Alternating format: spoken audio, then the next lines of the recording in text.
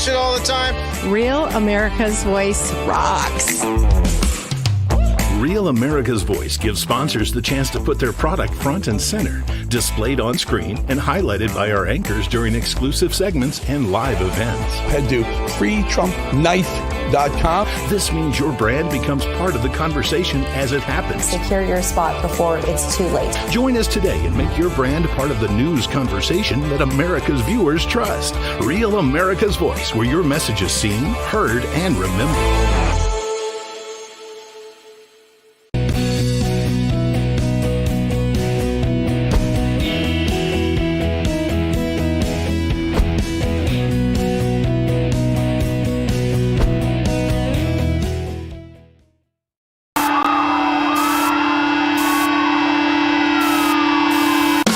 Happens when the fourth turning meets fifth generation warfare.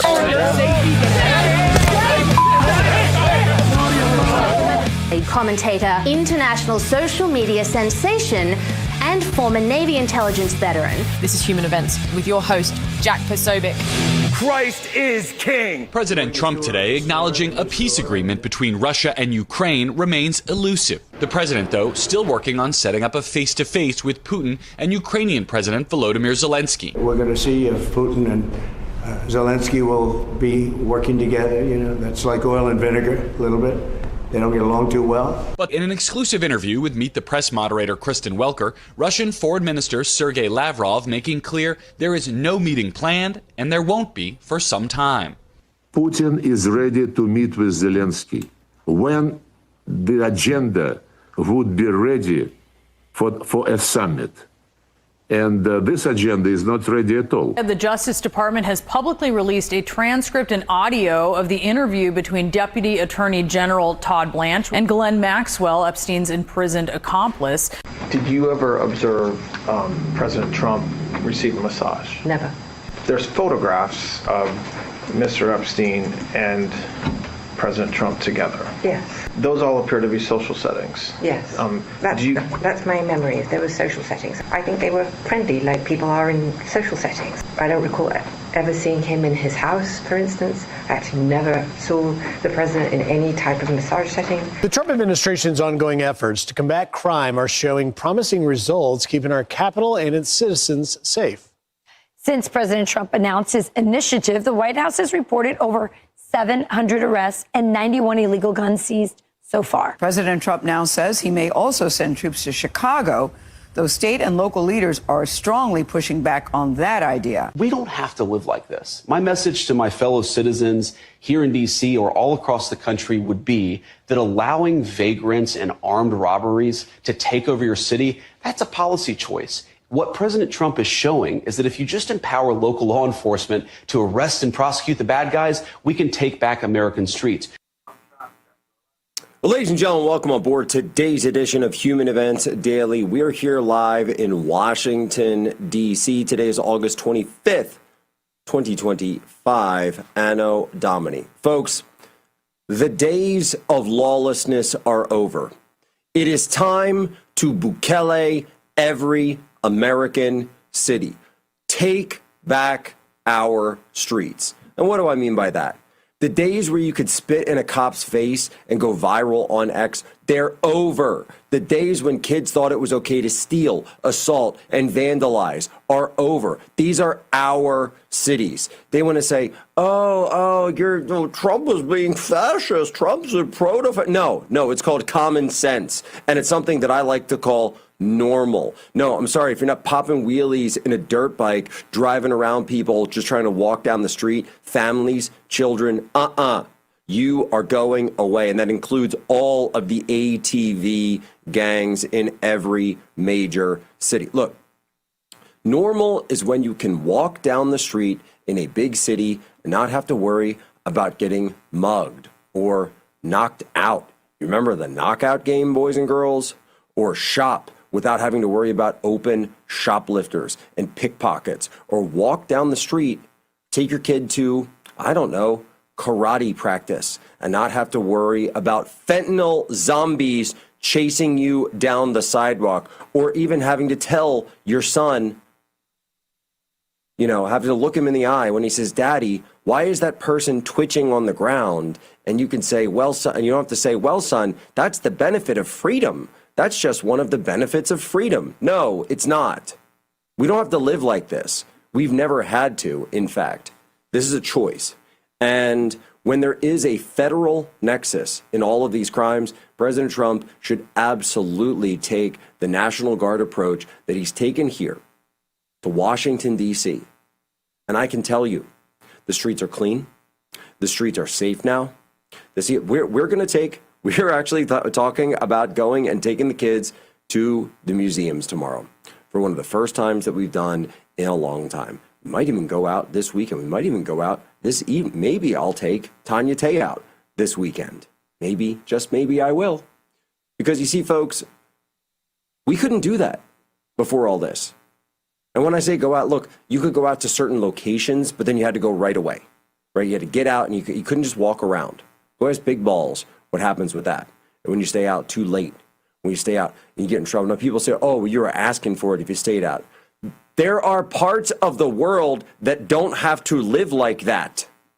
I've lived in those cities. I've lived in much bigger cities all around the world and in places where they have serious police presence and actually take crime seriously, street crime. Guess what? You don't have to worry about that. You can walk around at 3 a.m.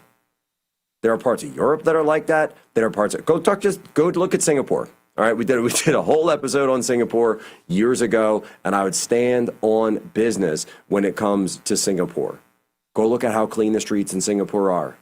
Go look at how safe the streets of Singapore are. How did they take a backwater country, city really, just an island, and turn it into the powerhouse, one of the 4 Asian tigers of the 1980s? How did they do that? A little thing called law and order. Law and order. See, people focus on the quote-unquote scary part. What they miss is the liberation part. The liberation of families. The liberation of young people being able to go out and have a good time. We did so many videos from Warsaw recently that went so viral. People saying, how can we do this? How can you have a city of millions and millions of people and they're just totally feeling free to walk around? It's simple. It's called violent offenders and harassers and people committing the street crime go away. And if you commit those crimes, guess what? You're not coming back. It's really simple. Bukele the cities. Be right back. Jack Posobiec, Mike Benz coming up.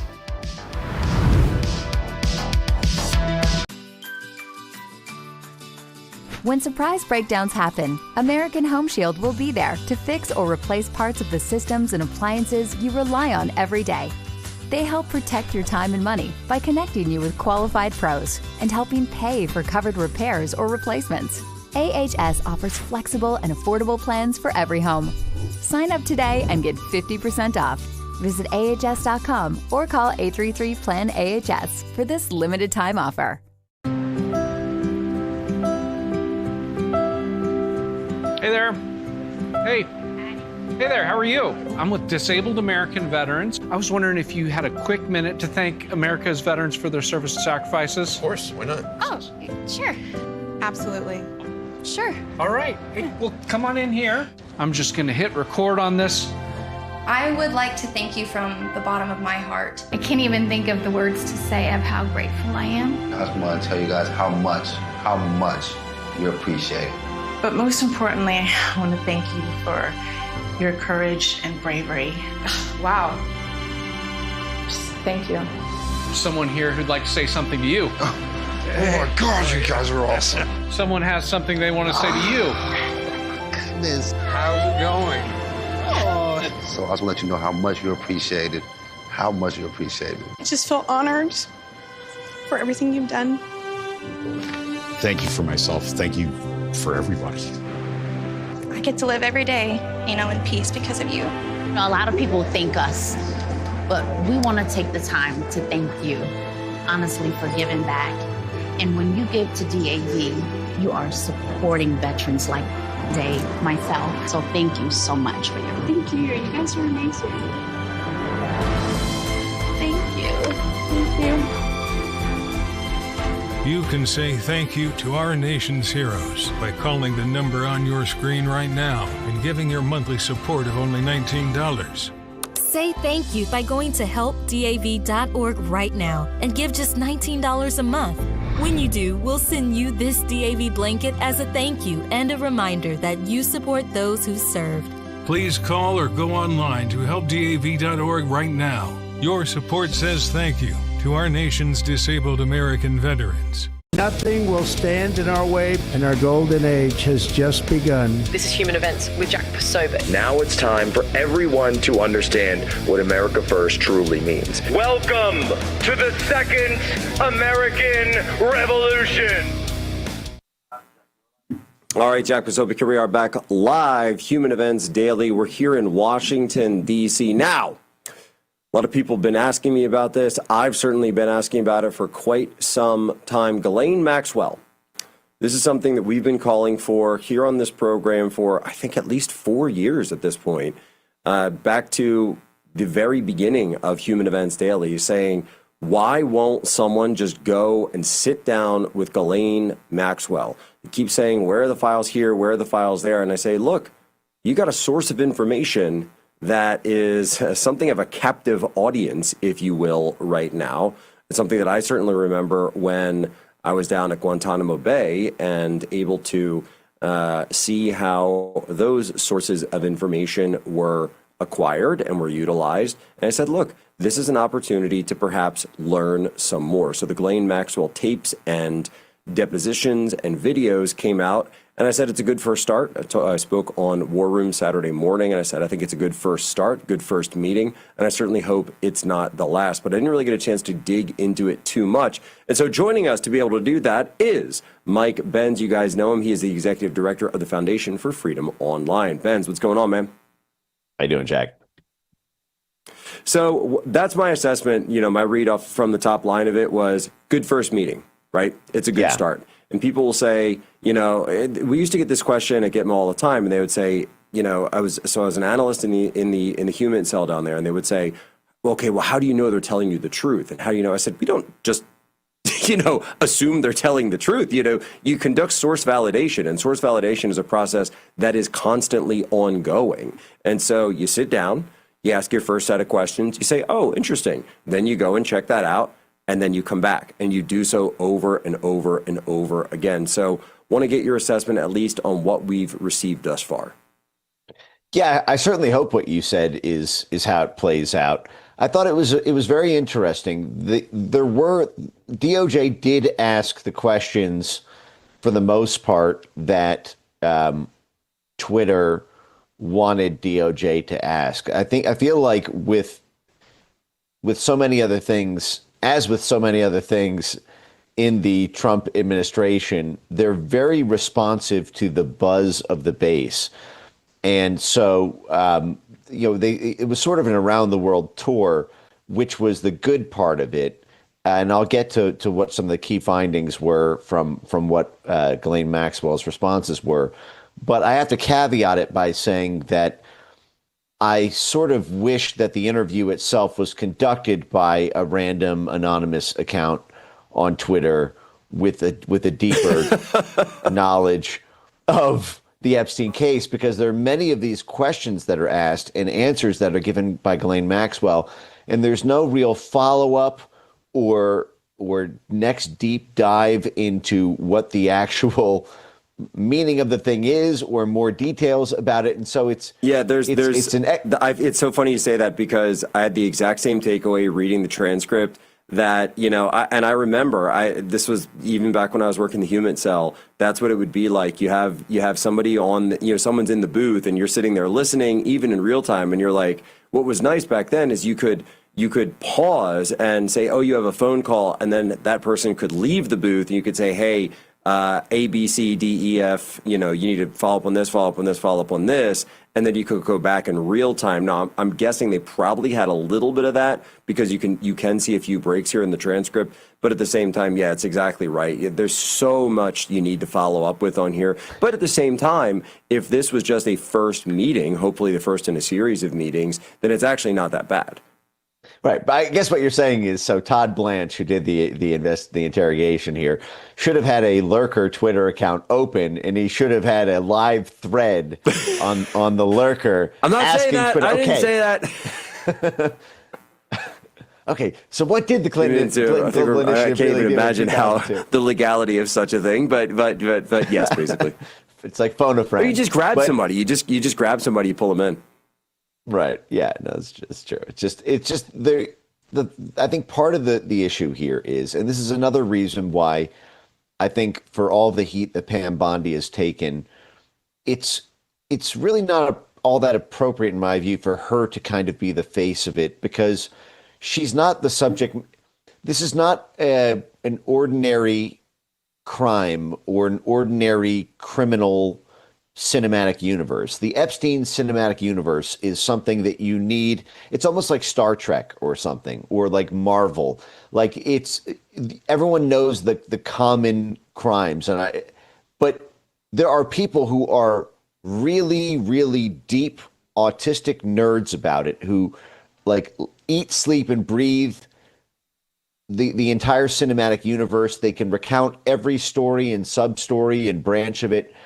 And I don't know who at DOJ is like the in-house Trekkie, so to speak, who just knows, who has all the Epstein action figures, so that when they have the real-life character in the room, they can actually get to the bottom of what happened. And and you could tell, by the way, just to piggyback on that, you could tell, by the way, that some of the questions that were asked were very detailed. So whoever came up with this question plan obviously knew exactly chapter and verse, right, in terms of the Epstein lore, and just knew every little nook and cranny of it. But at the same time, it was just sort of this rapid fire, okay, we're going to go down the list of each question, almost like yes or no questions. Did you ever do this? Did you ever do that? Did you ever do this? Did you ever see that? And it's just boom, boom, boom, boom, boom, without this broader discussion or an example of, basic, you don't really see any basic elicitation approaches here or different angles being run. It's just this direct questioning over and over and over. Right. Well, I'll read off some of the transcripts, parts of it that I thought were very interesting. So Todd Blanche from DOJ asked, did you or did Mr. Epstein ever do any business transactions with the Clintons? And Ghislaine Maxwell says, I was part of the beginning process of the Clinton Global Initiative. And that was something I helped with, and that was me, and Jeffrey may have helped me and helped them. Todd Blanche then said, did you give money, or did Jeffrey give money to the Clinton Global Initiative? And Ghislaine says, well, so there's that. I think he did do that. And I believe that money may have also been independent of me. And she goes on to basically describe how they came up with the idea on a trip at Davos with Clinton. And this is also around the same time that Epstein was flying Bill Clinton around Africa while they were setting up the Clinton Foundation. So that's now a direct confession from Ghislaine Maxwell, which adds to the Epstein lawyers who claimed in court that Epstein co-founded the Clinton Foundation. This was actually while negotiating a plea deal with federal prosecutors. Epstein's lawyers wrote, Mr. Epstein was part of the original group that conceived the Clinton Global Initiative.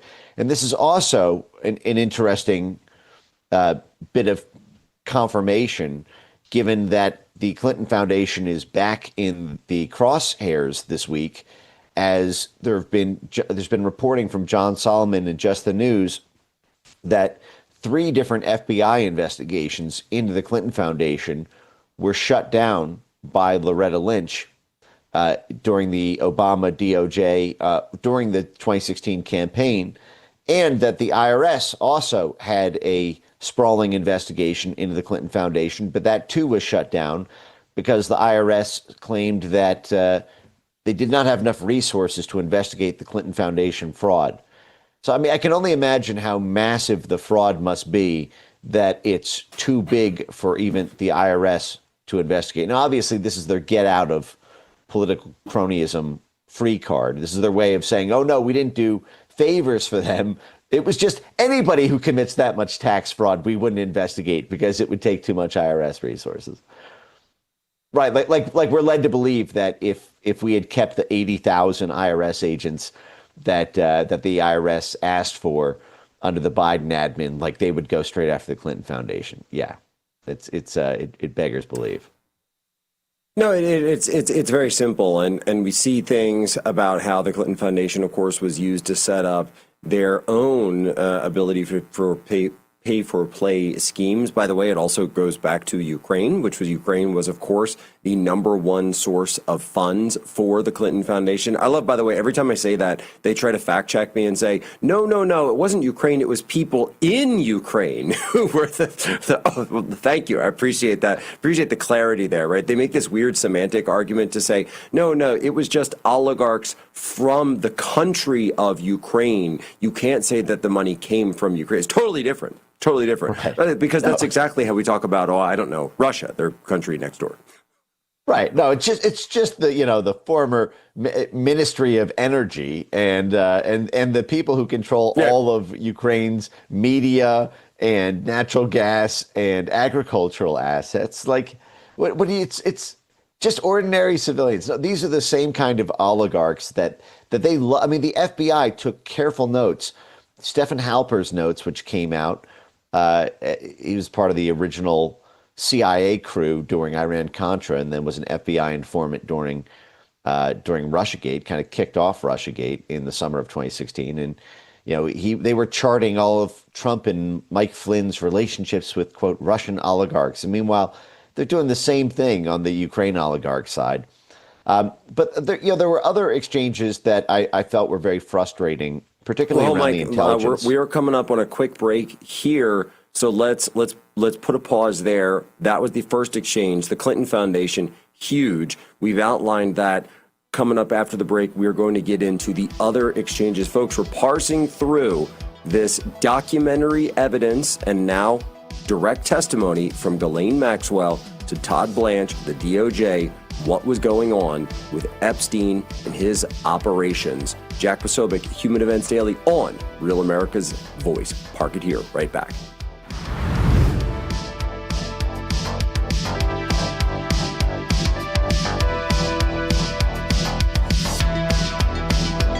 If we've learned anything over the past few years, it's that devastating events can strike without warning. Global pandemics, acts of terror, and even bank collapses that can cause chaos in a matter of moments. And I just want you to be prepared. Hi, I'm Donald Trump Jr., and it's for these reasons that I strongly recommend a gold IRA from my trusted friends at the Birch Gold Group. For thousands of years, gold has protected wealth through every kind of crisis. Birch Gold can show you how to move your retirement savings into an IRA in gold, legally and tax-free. For decades, they've helped thousands of Americans protect their IRA or 401k from unexpected events. To learn more, click below for your free info kit on gold IRAs from the Birch Gold Group, the only gold company I trust. Don't wait for the next crisis to strike. Take action now to protect your family's financial future. Click below for your free info kit on gold IRAs from the Birch Gold Group. Did you know that thousands of authors across the country have written books and published them with Page Publishing? If you've written a book, Page Publishing can help you through the process. We cut through the confusion of the publishing world to make it easy for you. If we decide to publish your book, your work ends and ours begins. From copy editing and proofing to typesetting and book cover art, we get you printed, distributed, and sold on Amazon, Apple iTunes, and in bookstores across the country. We'll even help you promote your book. That's right, we do all this for you. Biography, self-help, mystery, novels, sci-fi, even a children's book. No matter what genre, Page Publishing can bring your book to life. Call today for your free author submission kit and find out how you can be the next published author at Page Publishing. Call for your free writer's guide, 800-319-0257. That's 800-319-0257, 800-319-0257, or scan the QR code now. Do you suffer in pain? Are you stiff, tense, or less active? Introducing the EasyWell Remedy Massage System. a triple fusion of therapeutic experiences. Full body vibrational therapy increases blood circulation and reduces inflammation. Infrared heat penetrates deep to reduce pain, soothe, and relax. The Ultra Shiatsu pillow with 6 heated nodes mimics a professional massage. Plus, it's detachable for deep relief anywhere you need it. Experience the true remedy for your pain and stiffness. Call now. Today, they talk about influencers. These are influencers, and they're friends of mine. Jack Posobiec. Where's Jack? Jack, he's done a great job.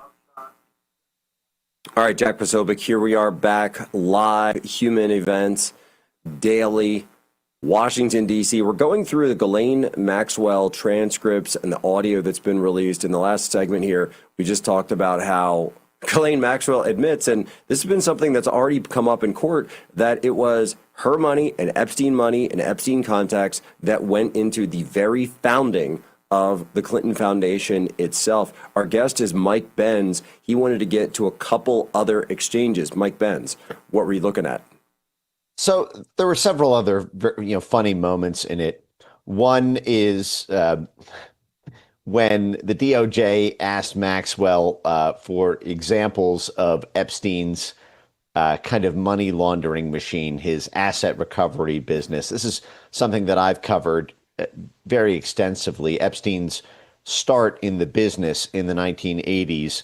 So after being hired by Bill Barr's dad at the Dalton School and then going on to Bear Stearns after a personal friendship with its CEO. Which they ask about. Yes. But then Epstein goes out on his own in 1981 to form International Assets Group, which was basically this one, as he built it, a one-man asset tracing and asset recovery business, but also an asset shielding business where he would shield assets for oligarchs and governments and hide them away in offshore bank accounts in the Cayman Islands or the U.S. Virgin Islands or Swiss bank accounts, and then he would claim to help other groups find. He'd basically play both sides of the chessboard in the greasy business of tax evasion, effectively, which is when he was handling the family accounts of the Bronfman family at Bear Stearns. And he was still a client of Bear Stearns even after he left. So my presumption is that Epstein throughout the 1980s, because this is before he turned 30 years old, he went out on his own. So, you're not nearly an expert enough only 4 years into a subject matter to be able to handle billionaire clients. So what I assume happened is that he flew a little close to the sun at Bear Stearns, but they still found him useful. So he served as the front end and Bear Stearns still did the business on the back. But there's a great part where the DOJ asked Maxwell to give an example of what this kind of asset tracing, asset recovery business looked like in practice. And the first thing she starts out with is an example with like the Sinaloa cartel. So she says, so let's say you have El Chapo. Oh God, I don't know where that name comes from.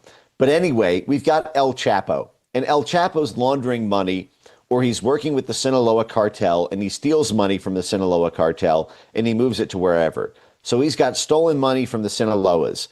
And then she goes, this didn't happen. I'm just giving an example of something in my head.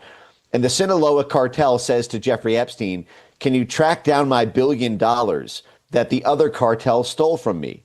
And so Epstein would go and find the $1 billion and would take a portion of the money that was stolen at a fee and give back the remainder. And that would be on a percentage basis.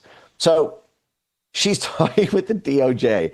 And the first thing that comes to mind is doing business with the most CIA-linked Mexican drug cartel in Mexico and having them as a personal client and having them get money from track down money from other cartels and then taking a percentage of the cartel business.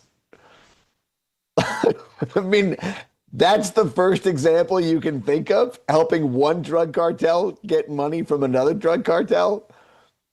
And especially with everything I talk about with the intelligence. This really I'll put it this way. It seems like so. Okay, what you're talking about here is when we would do a first source meeting.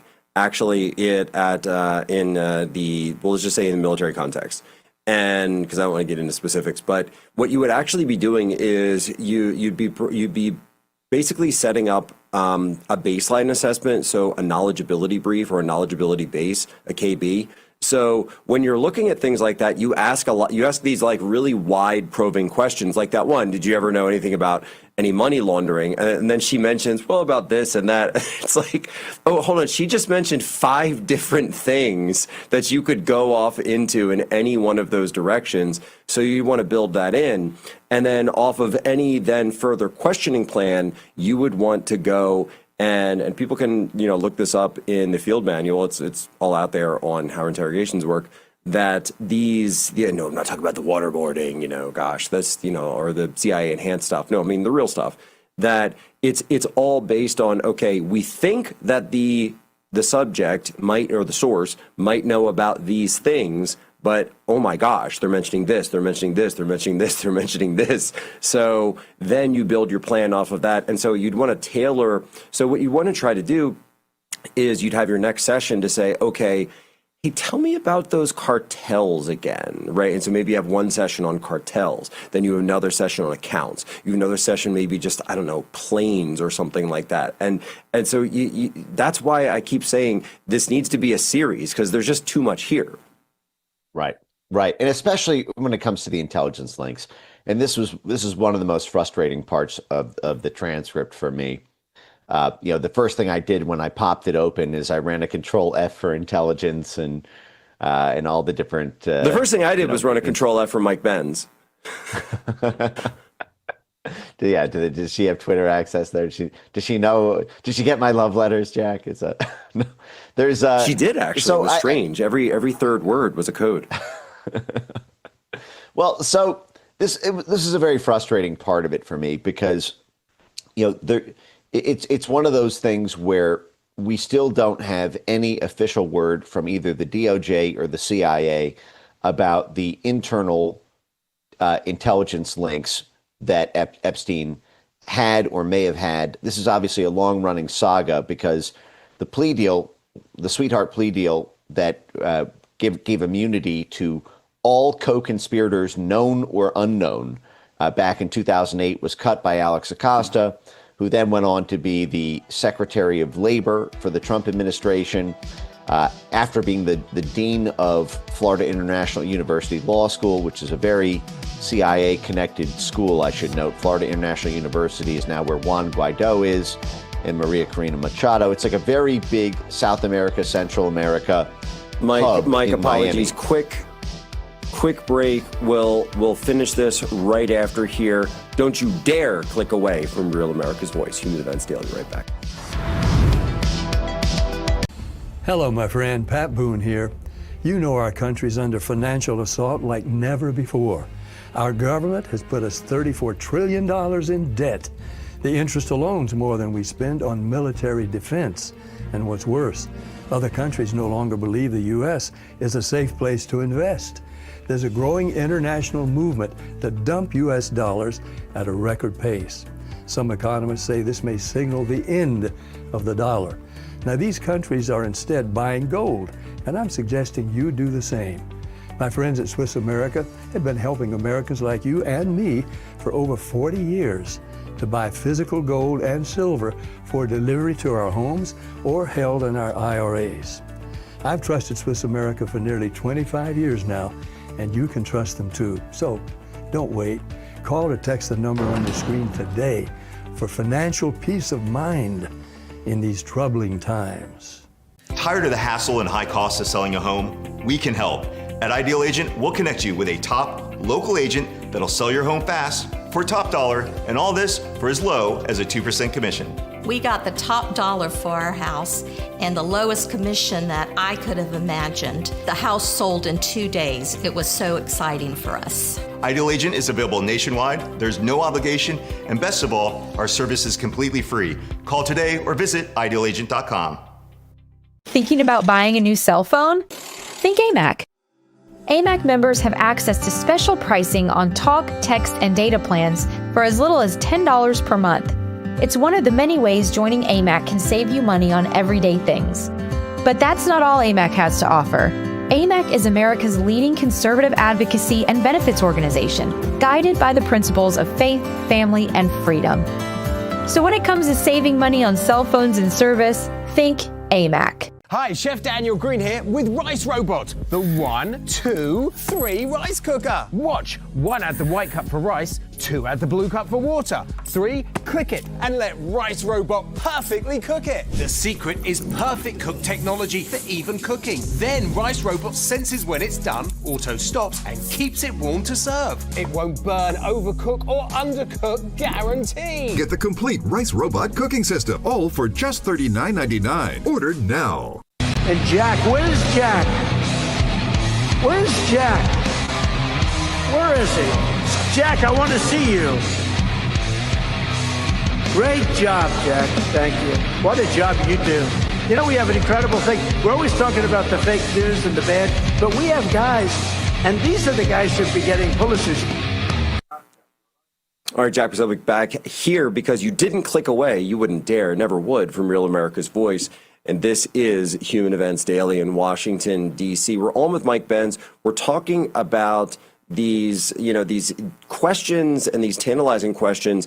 A lot, it seems, left on the field with this Ghislaine Maxwell interview. But, as someone who's, done this kind of thing, I would just say, this is a small aperitif to the main course, which would, and potentially a banquet that is yet to come in terms of this. And so Mike Benz was telling us, though, about how these connections, these intel connections that they're talking about actually do come directly with military connections. And it's very interesting how, just looking at this, I keep saying, wait a minute, why are all these arrows pointing at Ukraine? Right. And as you mentioned, the Clinton Global Initiative, I think the largest individual donor was Victor Pinchuk, and then obviously, as we covered, Epstein and Maxwell go on to help co-found the Clinton Global Initiative, and wrapping up the Epstein part of it, they did ask about the intelligence links, and while we don't have anything on the U.S. side, and again, the CIA and DOJ are still mum, even though Alex Acosta reportedly said that he cut the sweetheart deal because Epstein, quote, belongs to intelligence. And we still don't have the results of a CIA name trace. We still don't have any feedback. Pam Bondi said she'd get back to us about looking into Epstein's intelligence links. No word back yet from Pam Bondi on that, unfortunately. But they did ask about foreign intelligence. And, so they asked about British intelligence and Saudi, and then they asked about Israeli intelligence. And they asked specifically about Mossad, though. And the real story here, Epstein got his start in this really during this highly militarized period in American history in the Middle East, even though his clients were Saudi Arabia, Adnan Khashoggi military contractors. That's who he claimed was his client in the 1980s, the most profitable, highest paid weapons dealer in the world, who was a Saudi guy. The whole Iran-Contra and Iran-Iraq war, U.S. involvement was through military sales involving Adnan Khashoggi, Jeffrey Epstein's client, and that was facilitated between the U.S. and Israel. But this was really a military intelligence story more than a kind of political maneuvering Mossad story. So Todd Blanche asks about the Epstein's links with Mossad, and it's unfortunate that he singled out Mossad there rather than Israeli intelligence in general, because she said, not deliberate. I'll read the transcript. He said, did you ever have contact with anyone from Mossad, the Israeli intelligence agency? And she says, not deliberately. And then Todd Blanche says, did you ever think Epstein was getting money from Mossad? And Ghislaine said, I wouldn't know. But then in the very next question, he tries to move on and say, are there any other foreign nationals or high society folks or international businessmen or politicians that had a very close relationship with Mr. Epstein that we haven't already talked about. And Ghislaine Maxwell says, off the top of my head, I can think of Ehud Barak. And then Todd Blanche goes on. He doesn't follow that up with anything. He just then asks about Epstein's testosterone replacement therapy. Now, Ehud Barak was the head of Israeli military intelligence from 1983 to 1985, exactly when Jeffrey Epstein was starting off his entire career. Ehud Barak met with Jeffrey Epstein 45 times. They went into business together. They started Carbine, this big military surveillance company. They co-invested in it together. Ehud Barak is probably the most prolific Epstein figure in the story. Ehud Barak was also the prime minister of Israel while Bill Clinton was the president of the United States. We know that Jeffrey Epstein made 17 White House visits to Bill Clinton's White House and then helped Bill Clinton found the Clinton Global Initiative.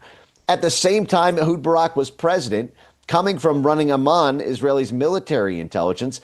But it's almost like the DOJ didn't know who Ehud Barak was. And Ehud Barak, by the way, is very much an enemy of both the Trump and Netanyahu administrations. Ehud Barak was part of that West exec group, worked closely with Avril Haines and Tony Blinken and that whole crew.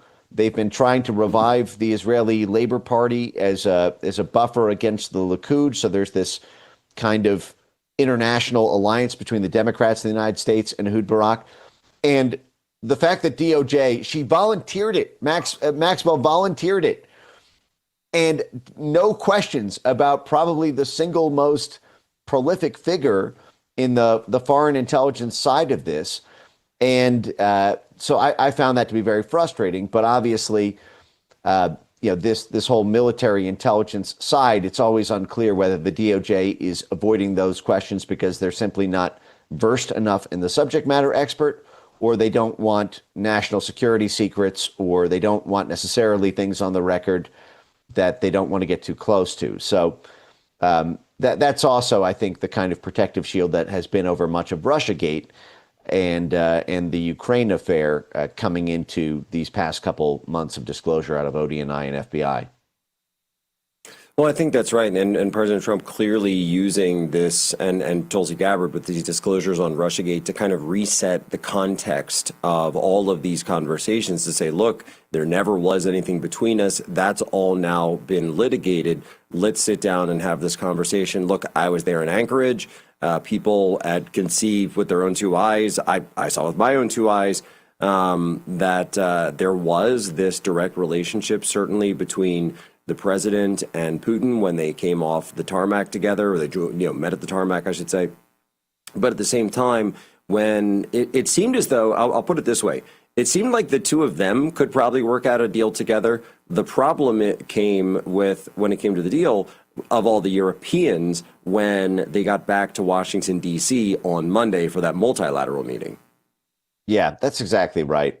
And this is one of the frustrations from my side of this here is I think Trump has a kind of Reaganite peace through strength philosophy, and I think that Trump's favors for the military-industrial complex by giving so much in Pentagon funding. It's not just the $1 trillion Pentagon budget this year, but remember, even during Trump 1, Trump gave the military its highest budget of all time, even in the first term. This is all while telling the military not to get involved in Syria, not to get involved in nation building. They accused him of being an isolationist while giving the most money to the military ever of any president twice now. And also, Hillary Clinton was on TV last week. She was on live broadcast TV news saying the first thing positive I think she's ever said about Donald Trump in the past 10 years, commending him for getting countries to fulfill their NATO commitments.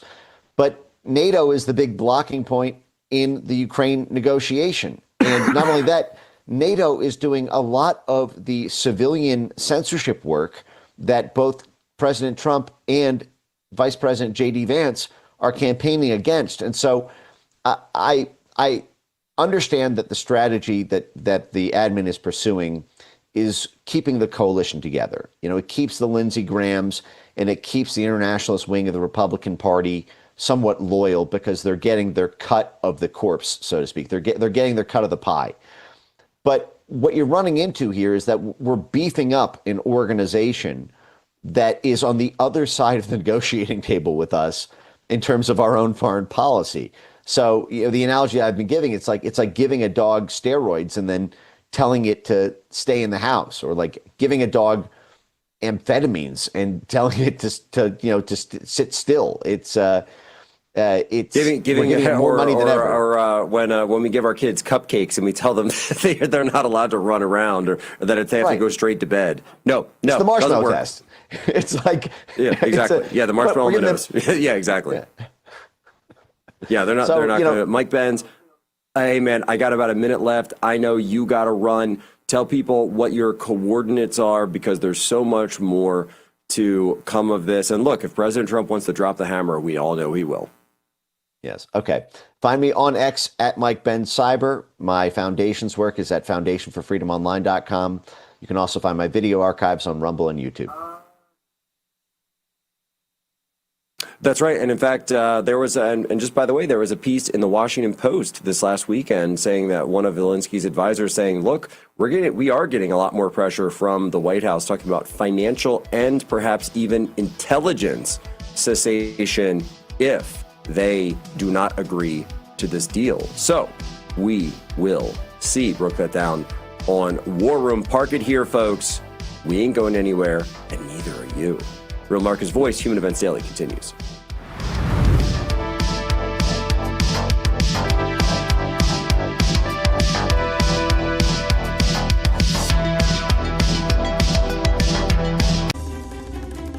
To avoid digital threats, just turn on NordVPN. Improve your protection against trackers, malicious websites, and malware-ridden downloads. Get the deal now.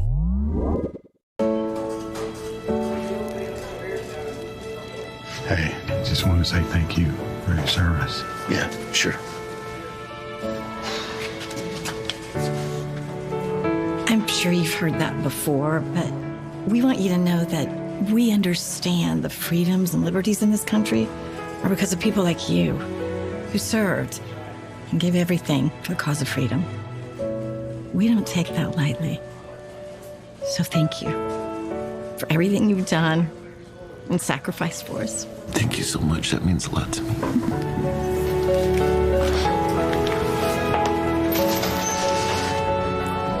We're ready for our ticket. It's been paid.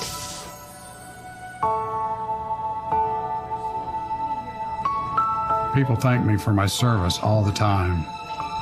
But I want to thank you for being someone worth fighting for.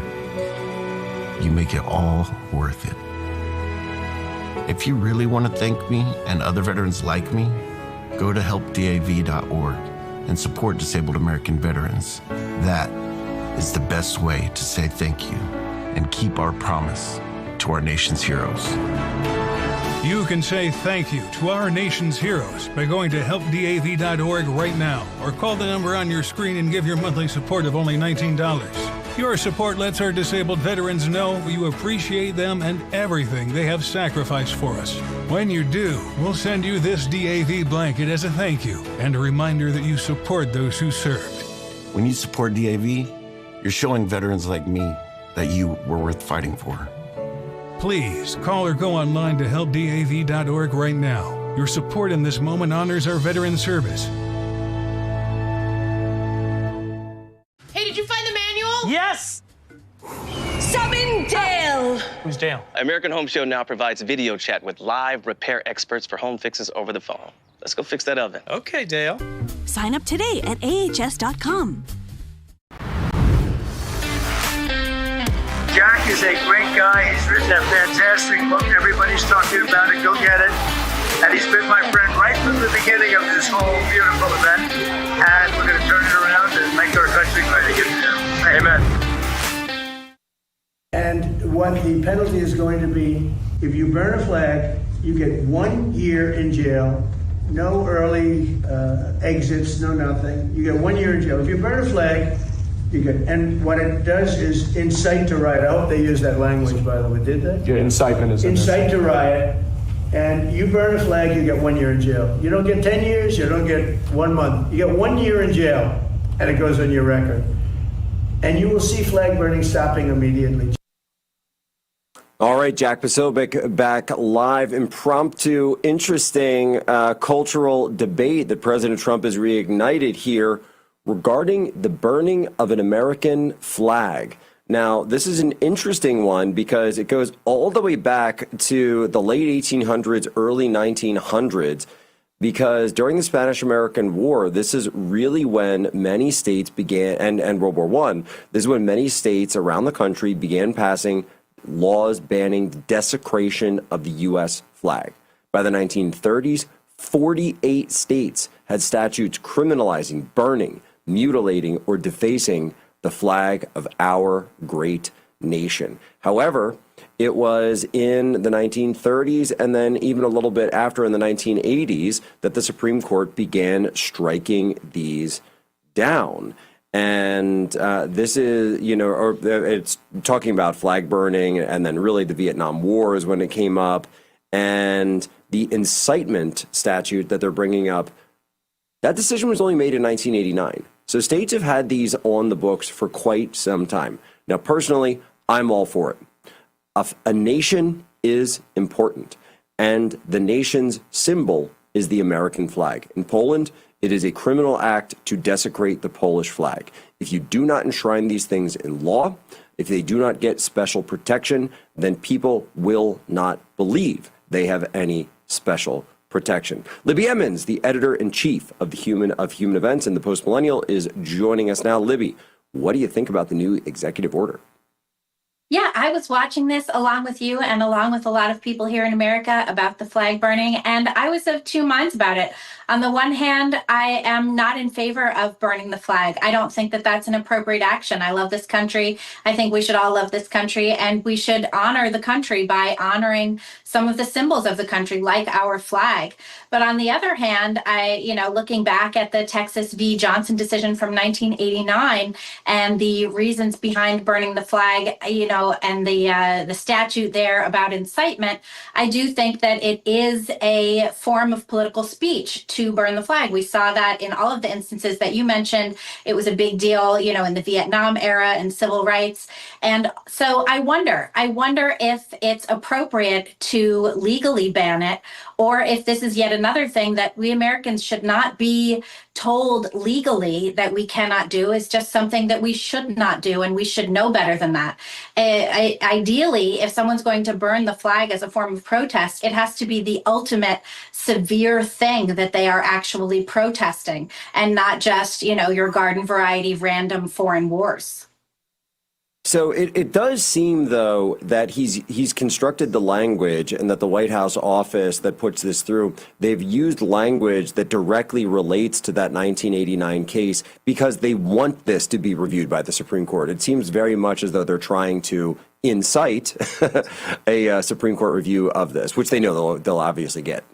Yeah, I think that you're exactly right. And one thing I do love about this administration is how many things they have brought to the Supreme Court, how many instances they say, this needs review again, this needs review again, and that's great. And yeah, in the Texas v. Johnson case, what we have is a situation where the man was burning a flag as part of a protest. There was no rioting. It was essentially a peaceful protest other than the flag burning. And so the Supreme Court said there was no incitement to violence, there was no incitement to rioting. So because of that, we're going to say that this is protected First Amendment speech. And yeah, including the language about incitement, I think is really, really important. I think you're exactly right about that, because what the administration is saying is if you are burning a flag as part of, a violent action, as part of an incitement to further mayhem, then that's something that's going to be punishable with a year in jail. Another thing that they did in this EO that I found interesting was they put this flag burning under more scrutiny by local law. So they're saying if you're local law enforcement and someone is burning a flag as part of a protest or anything else in a place that is not legally allowed for open burning, or in a place where, this can be considered property destruction, like it's somebody else's flag, which is something that we've seen in some of the protests and riots in Seattle and Portland, where they take somebody else's flag and then desecrate it, then that is something that local law enforcement really needs to pay attention to. So those are a few areas that are different, that make it different from the Texas v. Johnson case. And I would love to see this back before the Supreme Court. I think it's definitely time, especially given the situation where so many localities and municipalities have put into place hate crime type of laws against burning pride flags. Well, before we go there, and you're right, of course, the left would totally be for this if it was about pride flags or trans flags or anything else. But here's the exact line that they have.